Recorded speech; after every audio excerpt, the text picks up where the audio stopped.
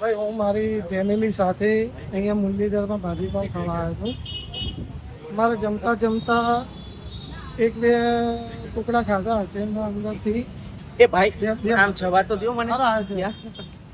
અમારા ટુકડા ખાધા અંદરથી જીવાત નીકળી એટલે અમે રજૂઆત કરી કે ભાઈ આ નજીક અમને લે છે આ જીવાત નીકળી છે એમને રજૂઆત કરી તો કે ના આવું કંઈ નહીં છે બરાબર કે આમાં કશું નહીં. અમે વિડીયો ખૂબ તરીકે ઉઠાવી લીધો સેમ્પલ બી લીધું છે કારણ કે તમારે થાય એ કરી લો.